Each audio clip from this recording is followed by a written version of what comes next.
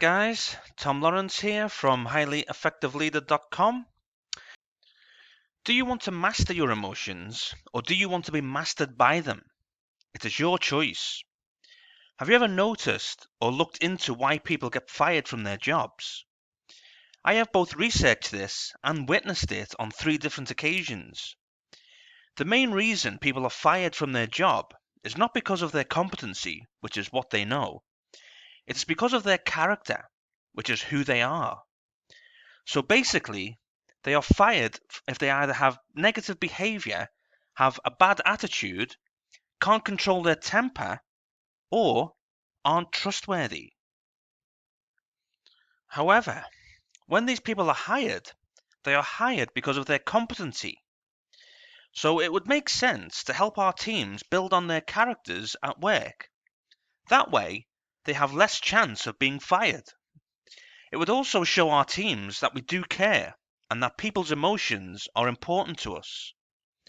Emotions are important because within a team, one person's emotion can infect the whole team, especially if that is a negative emotion.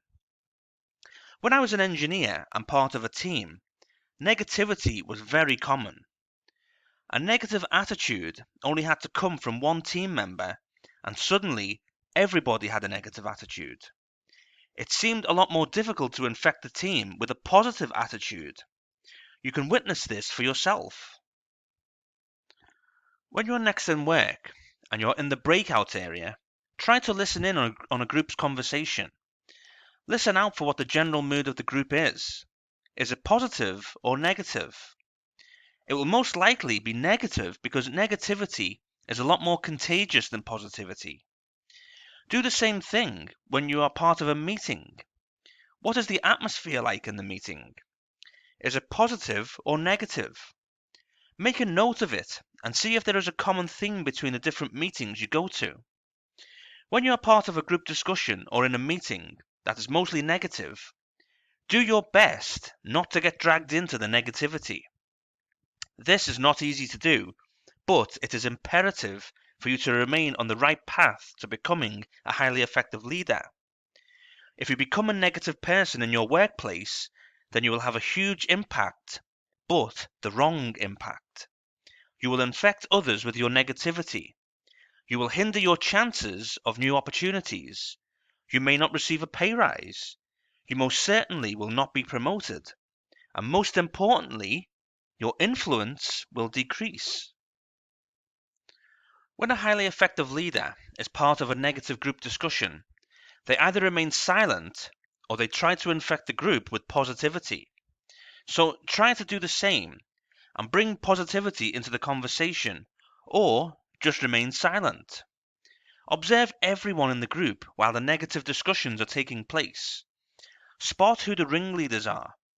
It is highly likely that they are low-performing leaders, as this is a very common trait of theirs. Over the years of working in the engineering industry, I always found that the most negative people were the ones with the loudest voices. Do you find that to be the same in your industry too? They shout the loudest because they want to bring everybody around them to their level. They enjoy being the ringleaders of negativity. They want everyone to be just as low performing as they are. I've tried to spread a positive message among teams throughout my career, whether I was the leader or not. A lot of the time, my positive message was ignored or replaced by a negative message. Usually the negative message would come from the low-performing leaders. Highly effective leaders are sadly among the minority in the workplace. So don't get discouraged if you are outnumbered by low-performing leaders. Keep spreading your message of positivity. It is times like this that you will truly build up your character. Emotions such as anger and frustration cannot come out at the same time as a positive emotion. When you are positive, you are pushing anger and frustration away. When you are frustrated and angry, you are pushing positivity away. Overcome anger and frustration and remain positive. In the early days of my career, when I was in my 20s and started studying leadership, I would do things that would keep me positive. One of those things was to go onto social media and join leadership groups.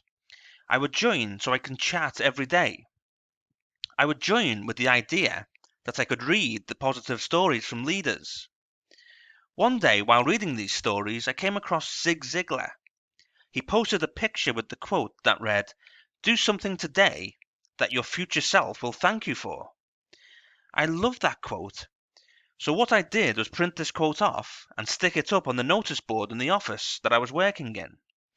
I was working for Liverpool's train operating company at the time. It remained up there for as long as I worked there, which was 6 years. I was searching through these groups on a daily basis for more positive quotes. I remember one from Simon Sinek which said, "True strength is the courage to admit our weaknesses."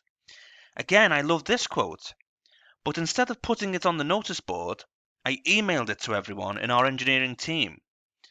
Some people laughed, but most replied to me saying thanks. So I continued to email our team similar quotes from these groups that I joined. Among the team you're in at this very moment, what is the general mood of the team? Are they constantly negative or positive? What is your general mood when you're at work? Are you constantly negative or constantly positive? I have worked with many negative and low-performing leaders, but none more so than when I worked in Edinburgh. I was engineering production manager for Scotland's train operating company in 2011. There was one particular person whose name was Tam. His real name is Tom, but in Scotland they say Tam. He was a very hard worker, but he was often frustrated and angry.